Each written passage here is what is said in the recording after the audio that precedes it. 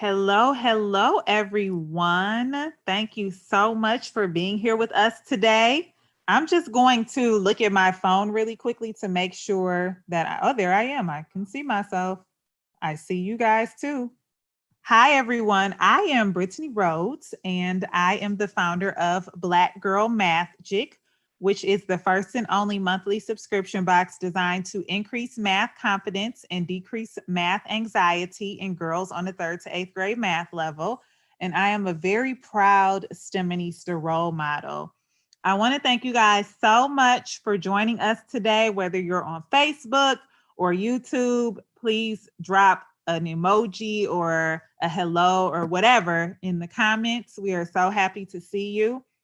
And I am so excited today to be interviewing my fellow Detroit gal, Jasmine Sadler. And just to give you a background on the STEMinista project, if you're not familiar, it is an initiative of the Michigan Science Center, and it was created to defy statistics and raise expectations of interest in STEM. So for those who may not remember what STEM stands for, haven't heard that term before, STEM stands for science, technology, engineering, and mathematics. So the STEMinista, see what they did there? The STEMinista project was designed to help girls between the 4th and 8th grade build their interest in STEM. So one of the ways that the STEMinista project aims to do that is through role models like myself, like Jasmine, those of us who have majored in STEM and or have STEM majors and careers, and showing girls that they too can be STEMinistas. So without further ado, I'm going to bring on Jasmine. Hi, Jasmine. You're on mute. Got it. There we go. I know, right? Speaking of STEM, the T is for technology, can be a gift and a curse sometimes. So Jasmine is a part, or is the founder, let me get that right, of the STEAM Collab, and she is also an If Then ambassador. So Jasmine, would you mind introducing yourself and telling everyone where you're from and where you work and all of that good stuff? Sure. So I'm originally from Detroit, Michigan, but then raised in Southfield, graduated from Southfield Lathrop, went to University of Michigan. I studied aerospace engineering and got a minor in math.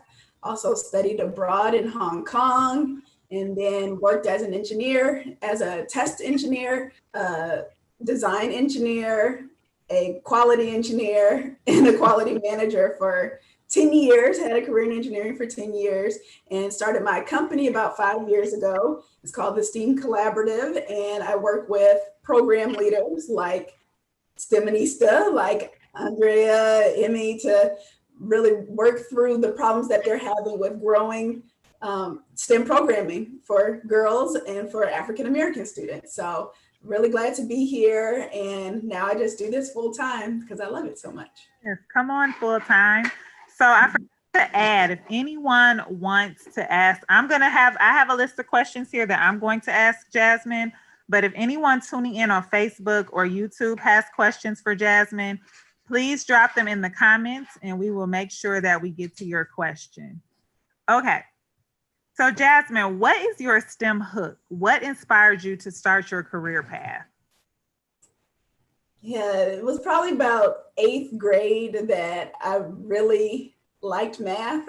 And that's when I really loved it. So I know a lot of y'all, are in middle school, and that's where I really started to love math and realized that I was really good at it.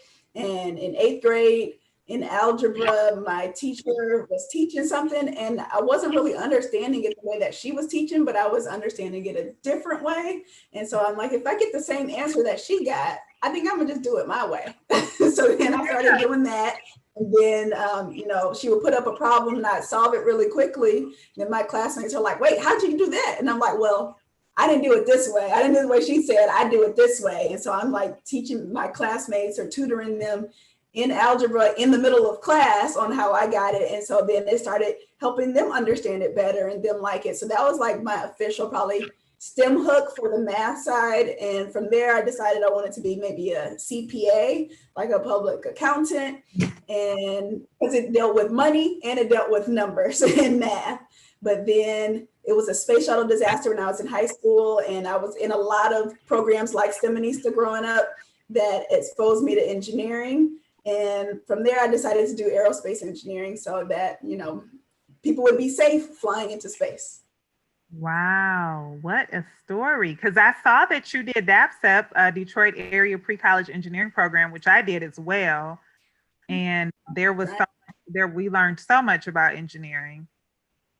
Yeah, I think it changed the future for a lot of us because, had I not been in DAPSEP, I probably would have been a CPA, or at one point I just wanted to be a photographer. So, I think DAPSEP really just changed, what we decided to do, and even STEMinista, everything that this program is doing. It's just a different mindset because we can do it, but we just have to know what's out there. Exactly. So switching gears a little bit, or maybe not a little bit, depending on who you ask. So word on the street is that you're a dancer as well. So I like when I learn about STEMinistas who are also artists or creatives or, whatever other words you want to insert in there. I think about that song where they say, get you somebody who can do both. And I like to let my students know, especially, that you don't have to pick, right? Like, you don't have to pick whether you want to be an artist or a scientist. You don't have to pick whether you want to be a dancer or an engineer. You don't have to pick whether you want to be a photographer or a chemist. Guess what? You can do it all. So tell us about dance. Like, how did you get into dance? What do you love about it? All that good stuff. Yeah, so I was in dance before I did engineering and before I was in DAPSEP. So my parents put me in everything growing up. So I started off figure skating, then they put me in gymnastics, and they put me in dance, they put me in basketball. When I got older, I did softball, I did golf. But dance was the main thing that stuck and the main thing that I loved doing because I was able to express myself. I also now paint a whole lot, and I painted a lot when I was a child too. I used to paint on the walls in my room with my parents' permission. I would just, paint on the walls or like make paintings just on my own time. So that was like my main connection to art was dance and painting. But then also went to the theater for the first time when I was probably about 10 and loved that experience, loved the whole theater experience, seeing somebody performing on stage, being able to love what they do and that's their dream and being able to fulfill that dream. So that's where the dance and the art came into play for me. And so I danced outside of school for a long time until I got to high school. And then I also was an engineer outside of school. So everything that I was learning in school, like the math, the science, all of that stuff helped me be a better engineer. But a lot of that engineering work I was doing outside of school, along with dance. So that's what I kind of try to do now, is be in that space where students can get exposed to art and engineering, or all of STEAM, science, technology, engineering, art, and math. And it doesn't necessarily have to be in the school system. It can be outside of that. Right. It doesn't necessarily have to just be within the confines of your program at school. There are so many things you can do outside of that. And there's actually a name for that: out of school time. Like, what are kids doing when they're not in school? There's so much that's available. Did you participate in any other STEM programs or internships? You talked about a lot. Were there any others? Yeah, trying to think. I don't think so because even like the ACT prep classes were still put on by DAPSEP at the time when I was in it. Right. So it was all encompassing. It was really about giving us the best chance to be a STEMinista at the time, but we didn't really know what that was. It was just something that all the cool kids did on the weekends. So, that was a nice way to go about it. And same thing in STEMinista, all the cool girls get to be in STEMinista and get to go and watch. Yeah. So I see we've had a few more people join us.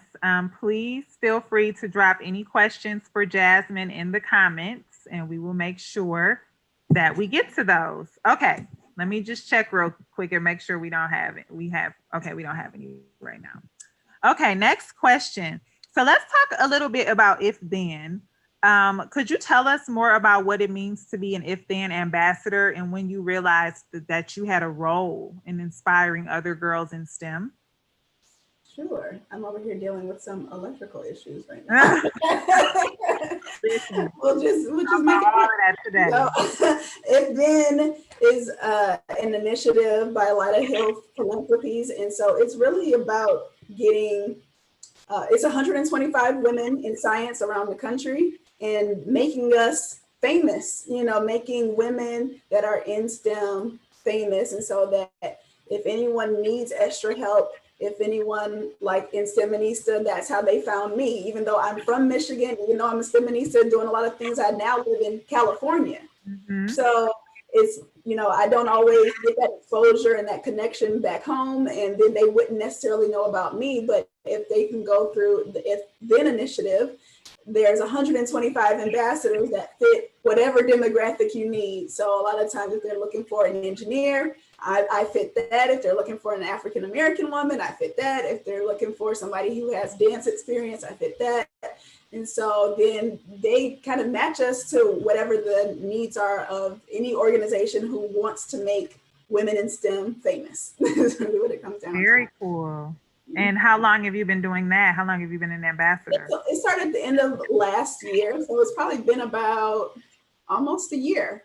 Wow. A year. So there's been a whole lot of things done like this program, but then Girl Scouts, we just launched Girl Scout badges. And so when you take a workshop that's put on by one of us, that counts towards a STEM badge that you get from Girl Scouts. Yeah, there's the plan that we were supposed to launch in May for statues. So there's research done of how many statues of real women there are around the country, and there's less than 6 statues of actual real women. So like the statue sits. So in the major parks and cities that they looked at. So including like New York, including LA, including a lot of big places. So New York, the Statue of Liberty is not a real woman. So when you look at that, and so there was research done, there's less than 6 statues. And so part of the initiative also was to have the largest exhibit of statues of real women. So they 3D printed us using technology, 3D scanned us, and 3D printed life-size statues of all of us, and display them in Dallas, at a mall in Dallas, inside the mall, outside the mall, to just like not only showcase women in science, but also to make history as like the largest exhibit in America of statues of real women. Wow! And all of us are in STEM. That's the best part. All of us are STEMinistas. That is amazing. It's how sometimes when somebody tells you something, you're like, I never thought about that. Mm-hmm. Never thought about all these statues that I was thinking about Belle Isle, actually. I used to work at Belle Isle, and I was thinking about the statues of real humans that we have on the island, and they're all men. Yeah. Yep. Never thought about that. That is fascinating. Mm-hmm. How cool is that? Yeah. Do you have pictures on your social media that people can go? Yes, there's pictures on there. And so they were supposed to release it in May, but of course, because of COVID, they haven't released it. But yes, they have the scan, the pictures of what it should look like, the renderings and all of that. And so all of that is also part of being an engineer and being part of a STEMinista, is to have somebody that can create what your vision looks like. And so to be able to create that vision on a picture, even though it's not even created yet. And so where it shows where all of our statues would be laid out and what they would look like, and dropping the people into the picture of what, people going to the mall would look like. And so all of that is still engineering, even without creating the actual statues. And art. Yes. Mm-hmm. Draw, mock up something, it's got an artistic touch to it. Okay, so let's go back to the STEAM collab now. Tell me something you like about your job. What do you like? I love my job. A lot of times I'll put on my post like hashtag I love my job and then hashtag I made my job. And that's the thing I love about it is that I created it. I love it, and that there's no real rules around it. And that also lends to this innovation space and just creativity and arts. Is that being an artist, I don't want my company to look like anybody else's masterpiece. You know, it's my masterpiece. And so being able to have that flexibility, being able to make money or to not make money and to volunteer when I want to, and having all of that be determined by me and not by someone else, and especially working as an engineer in that space. A lot of the people who are your managers or that you report to, unfortunately, right now, don't look like you. And so then to have somebody, you know, even doing something like this, since it's during the day right now in San Diego, it's 2:00.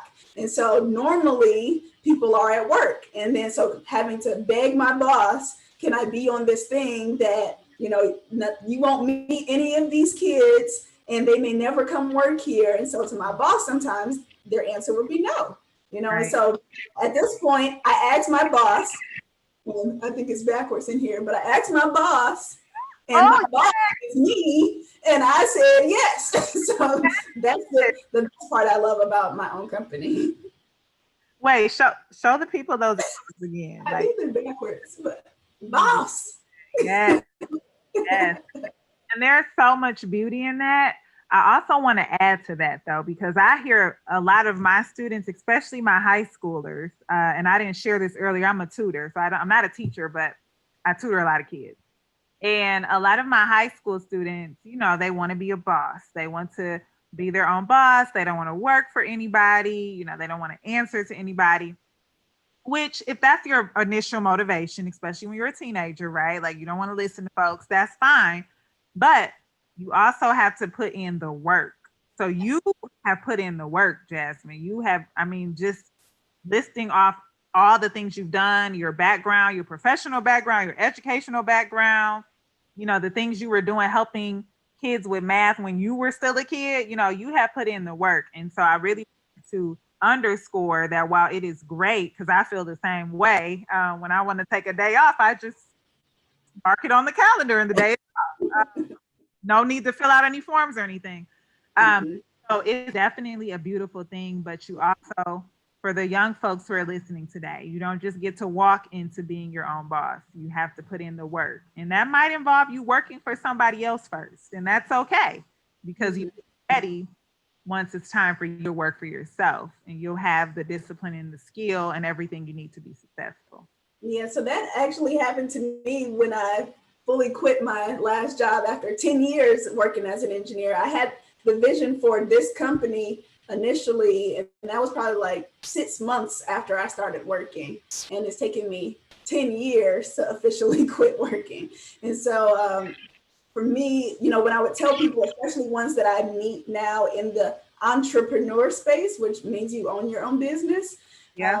Now that I'm meeting more entrepreneurs and more people in education and more STEMinistas, when I tell them, you know, I work for myself or, you know, I quit my job, and they're like, oh, wow, that's a huge deal, or a really big, like scary to think of for a lot of them sometimes. And then, but when I tell them, oh no, I've had my company for 5 years, I worked as an engineer for 10 years, I worked as a tutor for 15 years, like adding that in there is really important. And so, like you said, that, you know, you have to put in the work, and that doesn't necessarily mean that you can't have your own company. I started working for myself, had my own candy selling business when I was in middle school. So, you know, that doesn't mean that you have to work for someone else, but it doesn't mean that you shouldn't either. If that's the best thing for you at the time. I know a lot of us are the first person to go to college. I know a lot of us are the first person to start your own company. That was the case for me. I was the first person in my family after my brother to start my own company. And so I didn't really know what I was doing. So for me, that also meant that I went back to school and got my master's in business so that I could be better at running a company. And so a lot of people, you know, may not necessarily have to do that, may not need to do that, I may not want to do that, but for me, I love learning. And so I wanted to learn more about how to do it so then I could do it better. So yes, Yes, ma'am. it's part of the history and part of the journey. And so that was me. And what I like to say a lot of times is like, that's what makes me diverse. That adds to my diversity.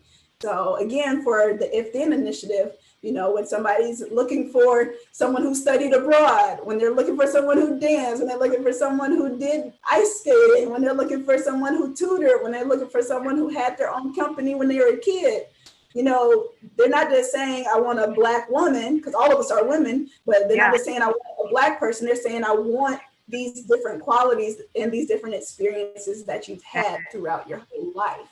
And so that's what makes you a diverse person and not just what you look like on the outside. Exactly. That is such a good point.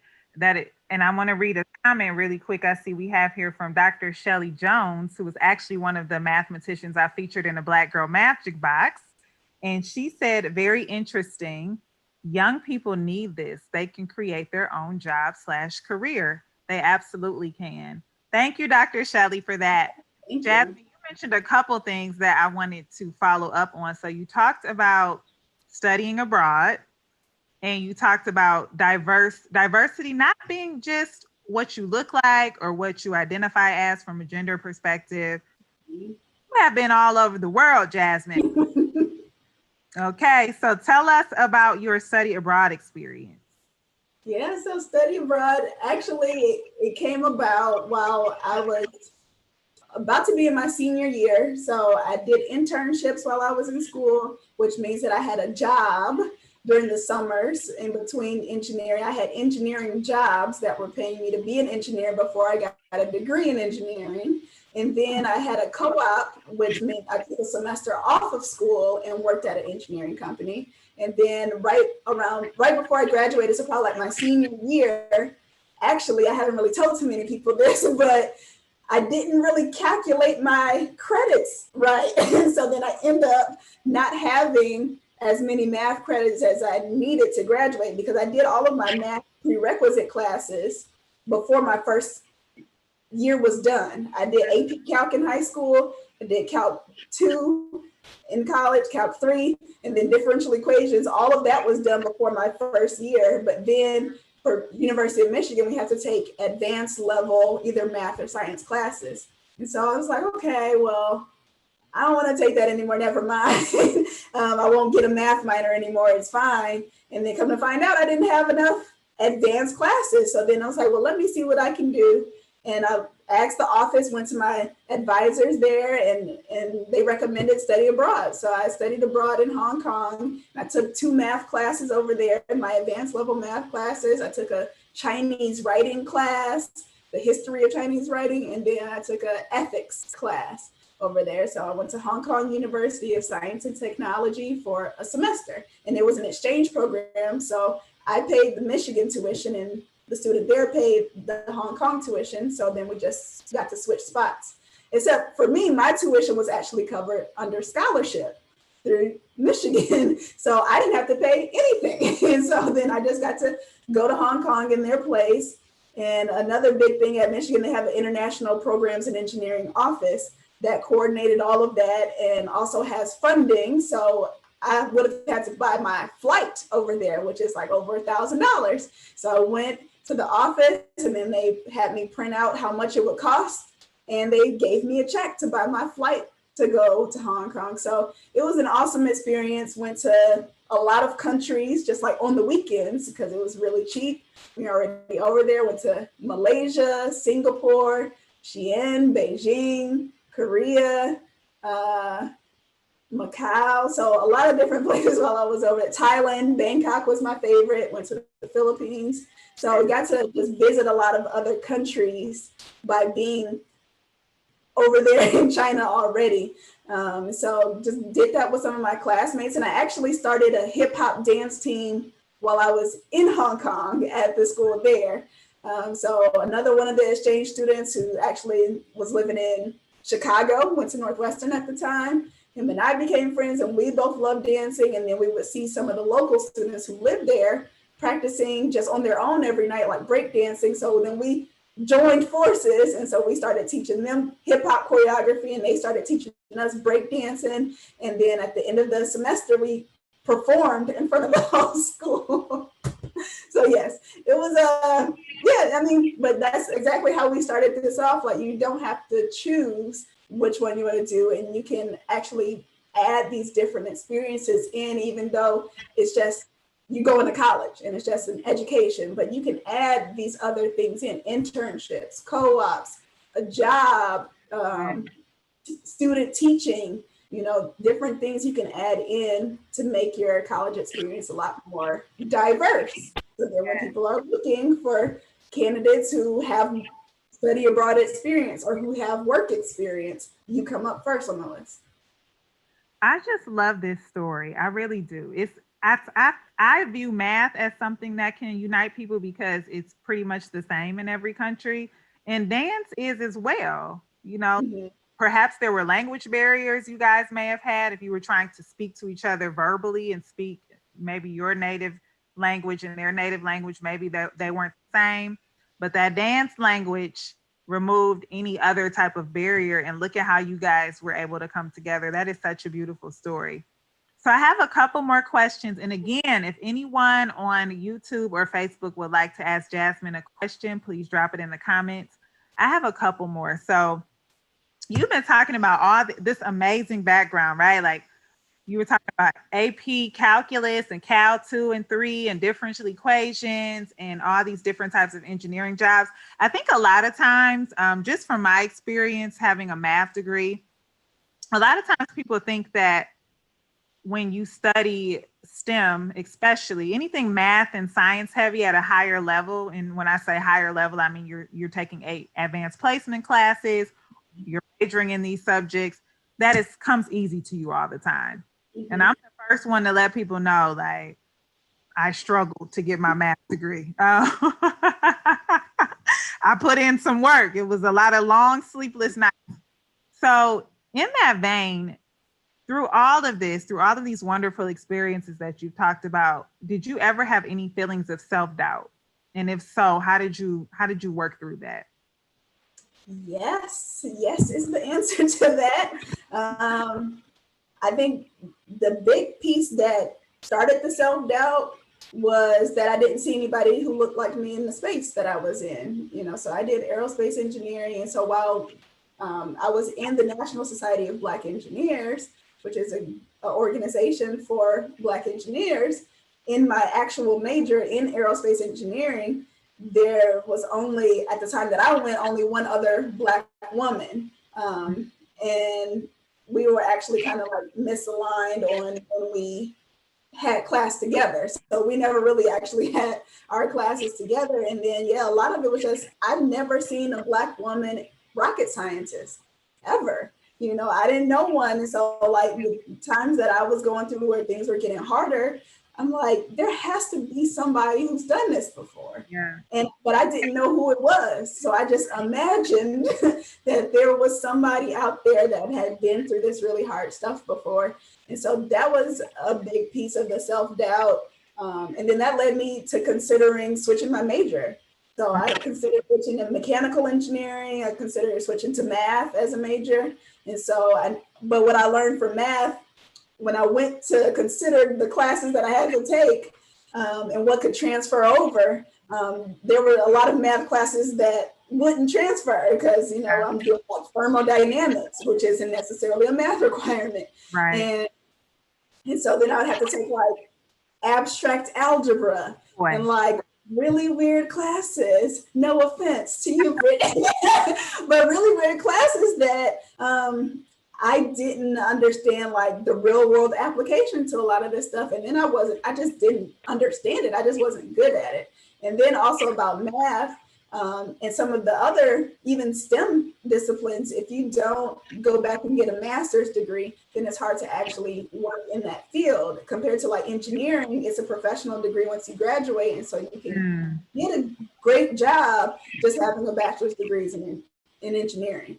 And so that was one thing I learned about math, but then I considered switching to mechanical engineering. And then same thing, I'm looking for classes that'll transfer back. And so we had to take instead of fluid dynamics that they take in mechanical engineering, which is dynamics is things moving, and then fluids is like a liquid. So how things move through liquids. Yeah. Then I had to take gas dynamics. So how things move through air. Through air.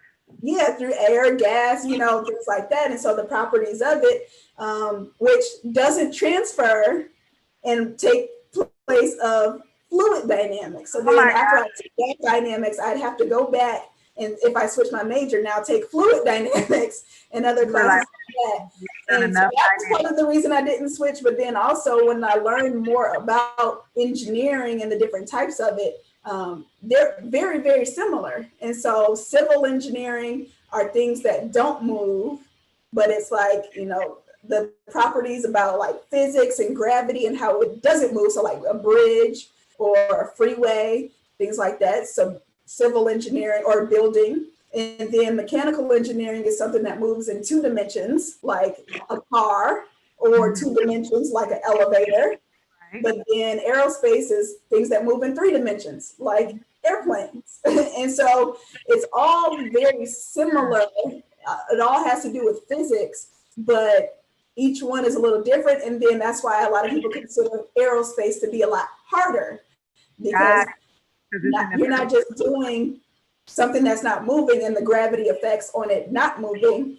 And then even if it's like a car, you know, there's still gravity, but it's on the ground. Compared to in the air, things have to be lighter because it's flying. Things have to, there's all different other things that you have to consider. So it's all very similar. And so it got to the point where I'm like, well, let me just do the hardest one or the most complicated one, which is aerospace. And then I'll always be a rocket scientist instead of now switching and having to take other things.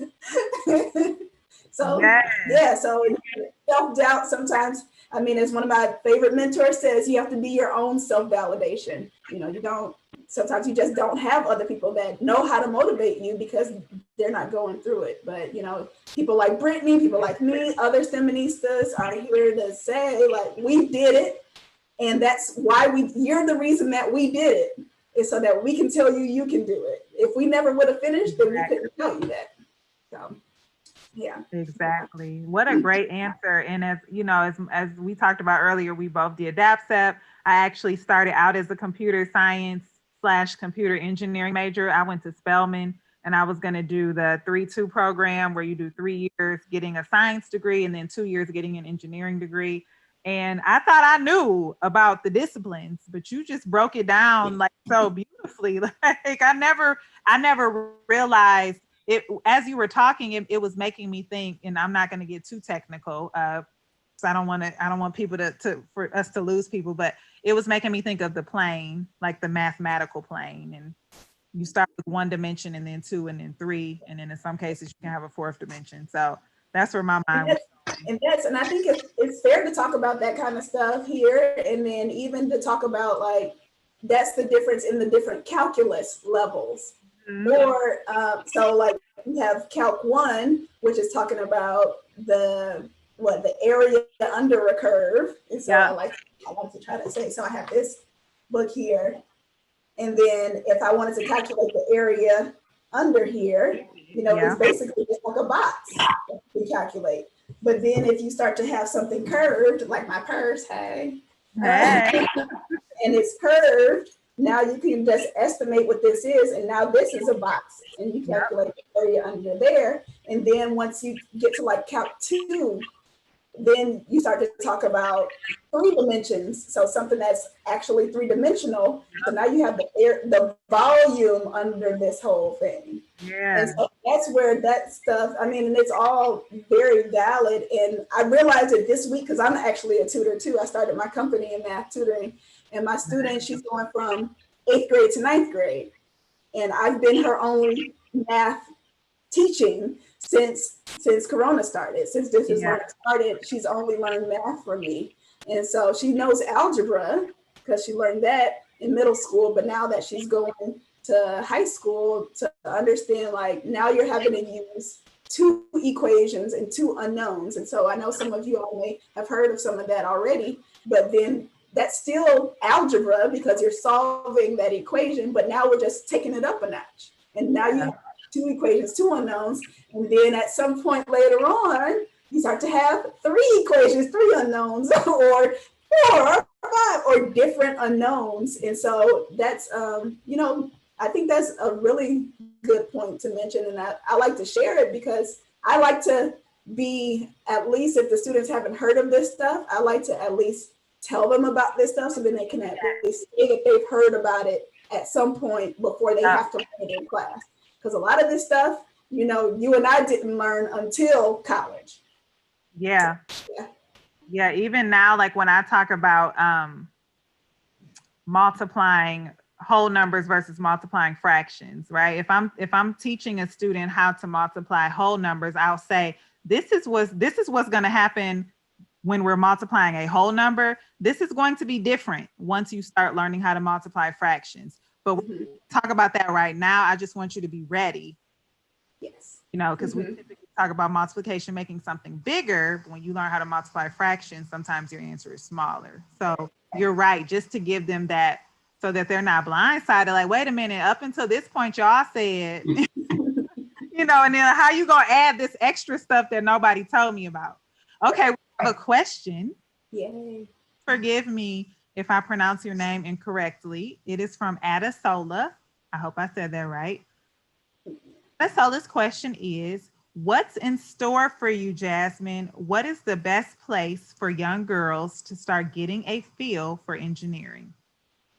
Got it. So Adishola is actually my guest who came on because her daughter Alex, hi Alex, she wants to be an engineer and she's already an entrepreneur and working on an app. And and so what's in store for me? Ultimately, what I want to do is have a STEAM university. So as we mentioned earlier, ideally you don't want to choose if you want to do dance or engineering like I had to. But right now, the way that it's kind of set up, you have to pick a major. Like you have to pick one. And so for me, I picked engineering because I knew it made a lot of money. I knew that I was good at solving problems. I was good at math and science. And then I knew if I chose dance and broke my pinky toe, my career could be over. And then, if I don't get the right gig after I graduate, then I may not make a lot of money. So for me, engineering was more of a guaranteed or like career. And then that's why I danced on the side. So ultimately what I want to do is have a STEAM university where you can pick a major that has both in it. You can pick one major or, every major actually has STEM and arts in it. So then you can take half of your classes can be dance and half of your classes can be engineering.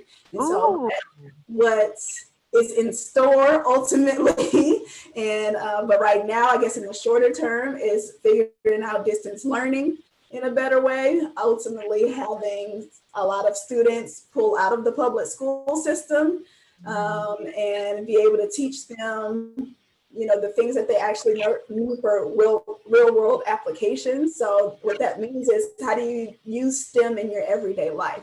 So those are some of the things that, the girls can think about, things around you, like I told you, this light is keep flashing out, or, if every time you get on a Zoom call, everybody stays muted. Like, how do you figure that out? That's all technology and programming, or like we mentioned, computer science. So that's a big part of it. And then the best place for young girls to start getting a feel for engineering is usually outside of school. But then there's programs like this one, STEMinista, the Girl Scouts, there's still several other programs that are going on right now that, and then a lot of them are with the science centers, the Troy Science Center, there's one in San Diego, the Fleet Science Center, a lot of science centers. And now that everybody's going virtual and online, like how Shola, she lives in San Diego with Alex, and they're tuning in to this STEMinista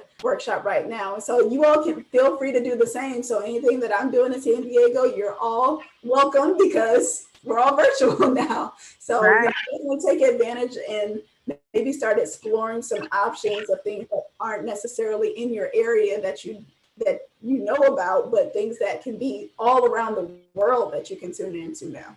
Yeah.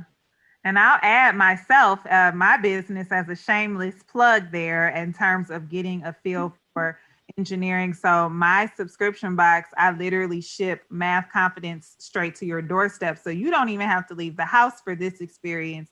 And my box really focuses on building confidence in basic math, which is the foundation of everything that Jasmine and I have talked about today. Rocket science, civil engineering, mechanical engineering, physics, chemistry, whatever you want to do, accounting, all of that. The foundation of all of those things is basic mathematics.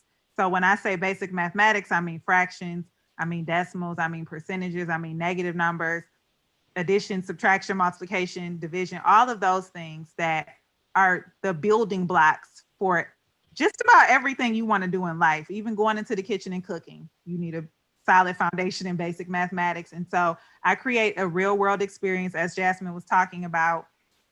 Every single month, I feature a different woman mathematician, and whatever she did with her math background is the theme for that month. This month, I'm featuring a yoga instructor, and we're talking about all of the angles that are so obvious when you're doing yoga and how we're using our bodies actually to do geometry. So that's another, I would definitely just say, if families are interested, to check out blackgirlmagic.com. That's where you can go subscribe, or you can get a one-time box, not a requirement to get an ongoing subscription. But that is another place where you can get these real world experiences, you know, shipped straight to your doorstep and see how the math applies to just about everything. I mean, it's been a year and we've done real estate math, we've done entrepreneurship math, we've done fashion designer math, we've done transportation and travel math, and you know there's a lot more in store because math is literally all around us and in everything, and we're just showing you that it exists outside of the classroom. As Jasmine has shared, there's so much opportunity and exploration and imagination outside of the classroom. Okay, so Jasmine, before we wrap up, is there anything that you wanted to add that we did not get to talk about today? Ooh. I love Detroit. I guess we can talk about that as much. I was just there last month. I stayed for a whole month when I came, and that's also what lends to the flexibility of working for yourself, but then also just needing to be around family and taking advantage of family and friends. And I know a lot of the girls out there, you're not able to be around your friends as much, but still being able to use technology in order to still remain connected to your friends and family. Because I know how it is. Like, I lived in South Carolina, Cincinnati, Ohio, Indianapolis, Indiana, Hong Kong, and now California. And so it's like I've lived several places where I've had no family. And, it's just been really important for me to make family wherever I go and make friends wherever I go so that, I can still remain connected, but then also being able to come back home to Detroit and visit my family is also very, very important. So just take the time, give your family a hug for me because I'm not there with mine. And I know Brittany's there with her mom. So, all of those times. So just cherish those times while you have them, even if, you're not getting along all the time, or, you're having a hard day, or they're having a hard day. This time isn't easy for anybody. And so just spend the time, giving some love if you can. Yes, absolutely. Well, Jasmine, thank you so much for your time. Everybody who tuned in with us today, thank you for your time. Before you go, do not click the X. Do not leave us yet. Let us tell you where you can continue to stay connected with everything we talked about today. So, to stay up to date with all of the STEMinista projects programming, please follow STEMinista on Instagram or Facebook at STEMinista.project. You can also sign up for their newsletter as well, which has a wealth of information to keep you and your girls engaged in exciting STEM opportunities. And their newsletter is called the STEMinista Spark. You can also sign up to be an official STEMinista role model or a STEMinista if you are a girl between 4th and 8th grade by going to the STEMinista Project webpage. And to stay up with what I'm doing, you can follow Black Girl Mathgic on Instagram and Facebook, and also check out our new website, blackgirlmathgic.com. Mathgic is spelled Mathgic. And Jasmine, tell the people where they can stay in touch with you. Yes, please go to my website, steamcollab.com, STEAMCOLLAB, and then you can sign up for my email list there. And I personally update all the blog posts, so the content, and then the events. And part of that too is being an engineer. And so learning about programming and things that you have to do, and coding. So being able to create your own website, to manage it yourself. I have my brother who's my webmaster, but everything that I do is up to date on there, and you'll get an email if you sign up, and then all social media at the STEAM Collab. So at the STEAM Collab. Mm-hmm. We got it. And if you have any questions for anybody today, if you have any questions going forward, please feel free to email the STEMinista Project. Their email, which is going to be dropped down in the chat in just a second, is steminista.project@mi-sci, Michigan Science Center.org. Thank you again so much, Jasmine. We are definitely going to have to talk offline. We have so many similarities. So I want to see if there's some way we can do something. I don't know what, but we're going to figure that out. I'm sure there will be. Yes. Okay, we will talk to you guys soon, and stay tuned, guys, because there are going to be more wonderful interviews like this.